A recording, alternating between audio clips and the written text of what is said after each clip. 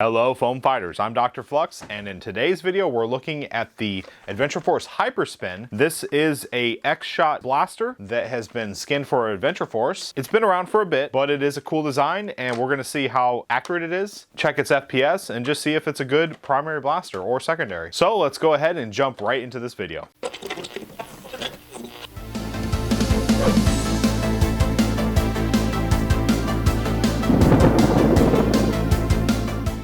And in the Hyperspin package, we have the blaster and 12 darts.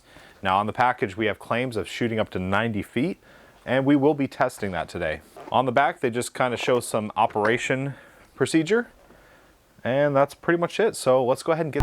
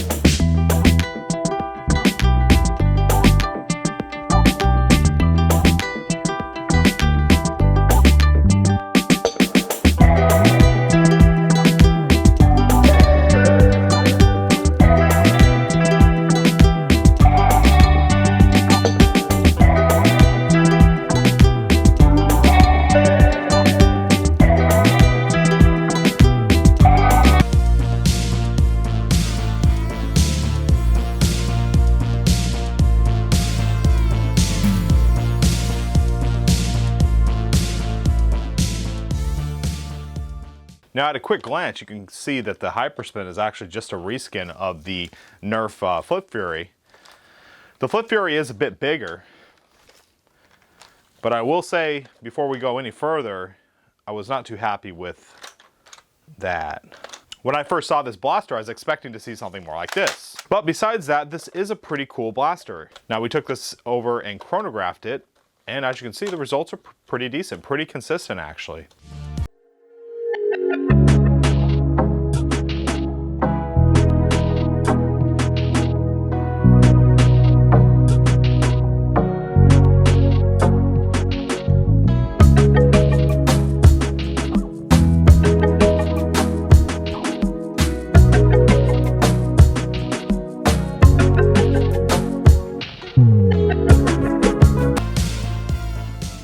I also took this to my indoor range. Now it's been a little bit rainy outside, so I figured I would set up a indoor range. Keep in mind this range is at 25 feet. So as we can see here, it's pretty accurate.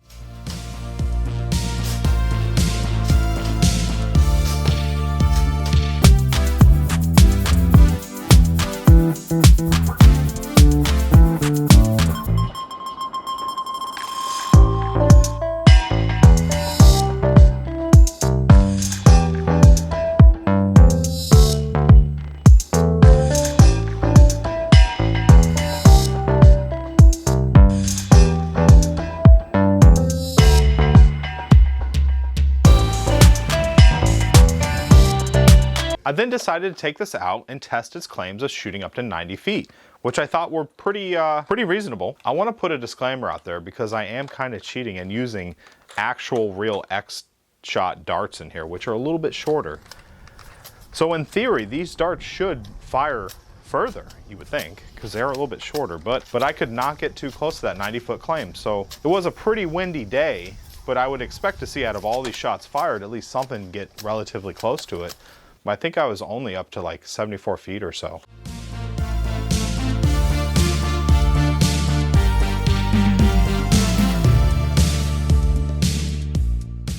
So let's go ahead and go over just the ergonomics of this blaster. There's no real tactical mounting or rails or anything for sling points. This almost can be a sling point. From the overall aesthetics of it, it looks like a pistol, but it's a little bit larger than your normal pistol, so holstering this thing is going to be a bit difficult. The added knuckle duster onto there just makes it even bigger, so I'm not too sure. So then when it comes to, is this thing a primary? Well, it holds quite a bit of darts, and having the ability to load darts from the bottom cylinder, you know, for flipping is pretty nice. So you can quickly, you know, work on this cylinder as you're firing off this one. So that is nice in, say, an HVZ type of situation. So I can't discredit that. Now, this as a primary, it is a little bit lightweight, which could be a good thing if you're in an all-day event. This is actually not that bad to just kind of carry this around all day and pick up darts off the ground, throw them in there. You know, it's actually pretty nice. And it has enough pop where it's pretty accurate and hits relatively decently. You're not going to be doing any long distance tagging with this, so using this as a primary for a war might not be such a great idea. And due to its size, it doesn't really work well as a secondary. And that's just my personal opinion of it. Now, being that this is an X-Shot reskin, it has very good build quality. No creaking, no nothing, so pretty happy with the overall build quality. And this is a re-release. I think they had another color scheme. This is their current color scheme, and I actually kind of like it. So in the end, would I recommend this blaster? I think if you can get this at an affordable price, if there's something that's maybe on sale, or even at its current price, its full price, it's not too bad. But the question is, how does this compete with our current lineup of blasters? Now, if you're going to use this as a primary, I'd probably almost recommend like a Super Drum or a Villainator or something else. The main cool feature of this that would make me want to recommend it is this right here, but it doesn't do the full rotation, which kind of makes it hard for me to get behind it, because the gimmick that it has, it doesn't really function well for me. And I don't know if that's just my blaster or if that's just all of them. The Picatinny type of look up here, I don't know if this is actual mountable, but even if it is, like, that's on your prime, so that's kind of weird if you were to put a scope or something on there. It'd be a little bit weird to prime it. I do have to give it points for just how comfortable the grip is. It is a pretty comfortable grip.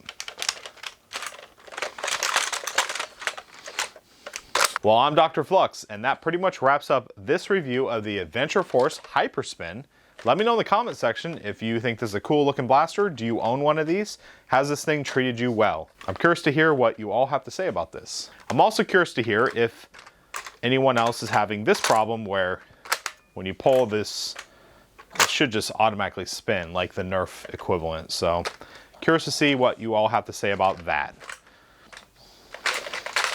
Thank you for watching this video. Please like, comment, and subscribe.